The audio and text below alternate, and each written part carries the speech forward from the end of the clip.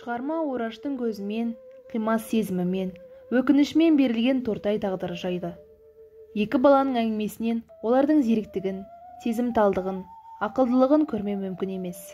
Үміт арту, мақсат қою, армандай білу осы балалардың әңгімесінен-ақ анық көрінеді. Бір-бірінің қамын ойлап, бір-бірін толықтырып отыратынын оқыған кезде шын жанашырлықтың не екенін түсінуге болады.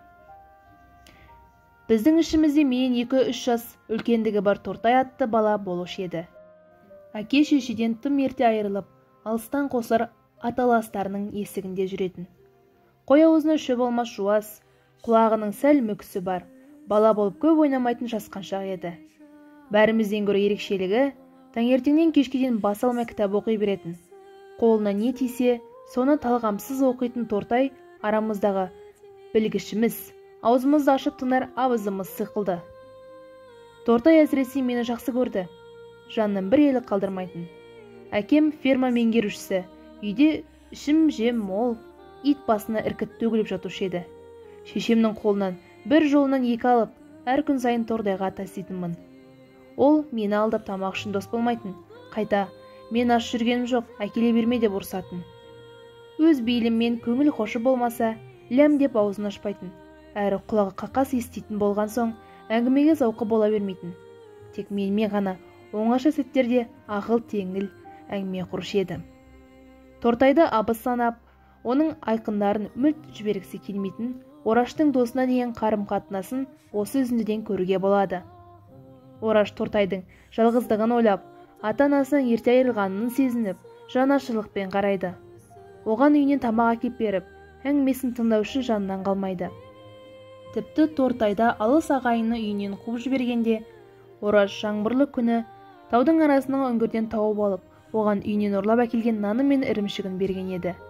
Тортайдың Орашқа, әке-шешең іздеп жүр, үйіңе қайт, қорықсаң мен шығарып салайын деген сөзінен әсіресе, қорықсаң деген оның ағалық пейілінен көруге болады.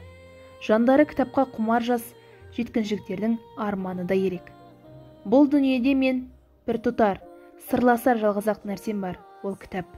Әкем де, шешем де сол кітап. Кейбірін 2-3 қайтара жалықпай оқып шықтым. Жалғыздығың, жетімдігің бәрі-бәрі ұмытылып, басқа бір жұмақты өмірге сапар шеккендей боламын. Әттең, жағдай келсе, оқуымды одан әрі жалғастырып, Алматыға аттанар едім. Шынымды айтайыншы, кітап жазушы болғым келеді. Бұл Тортайдың сөзі. Мектеп, парта, ұстаз көрмеген баланың сөзі.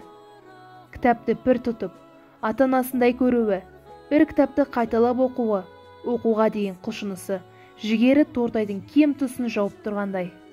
Ал жалғыздық, жетімдік дегенді кітап оқып жеңетін Тортайдың көкжиекке көз тігіп, қиялға шомған сәттегі ойын білесіз бе? Егер осы тұрған жерімізден туп-тура шығысқа жаяу тартып кетсек, қайда барар едік? Білемісің? Білмейсің. Моңғолиядан бірақ шығар едік. Сен болмасаң мен жүре беруден әсте шаршамаста, қорықпаста едім. Рас айтамын, Моңғолияға барар едік. Арманның аласармайтын шыңына жеткен баланың ойы. Ақылды әрі зерек Тортайдың оқып білгені арманына жетелеп еді. Ақбоз демекші, түнде түсімде көк өгізім арғымақ болып жер тартып кісінеп тұр. О несі екен деп, бұзауларымен бірге қаперсіз оттап жүрген өгізіне күн сап қарады. Тортай, сен түбі сол ақбоз атқа мінесің дедім мен шын көңіліммен.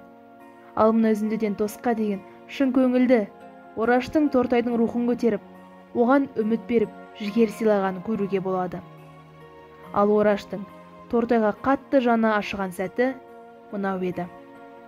Күз жақындап, фермадағы барлық бала жайлаудан ауылға оқуға аттанғанда, тау басында бұзау бағып, жападан жалғыз Тортай ғана қалды. Әрине, мен оны қимадым, қиналдым. Өзімен бірге ала кететін шаманың шоқтығына шыным келді. Ең зерек досының ауылда қалып, оқуға бармай қалғанына жаны ашып, қолдың қысқалығын алуда. Кетерімде ол маған ең сүйікті кітабын сыйлап тұрып айтты. Мен үшін де оқы, бәлкім мен міне алмаған ақбоз атқа сен мінерсің. Осы сәттен бір-бірін қимасын, әрі досқа артылған үлкен үмітті көруге болады. Арманындағы ақбоз атын өзі мінбесе де, досына қиған Тортайдың ақ жүректілігін байқайсыз.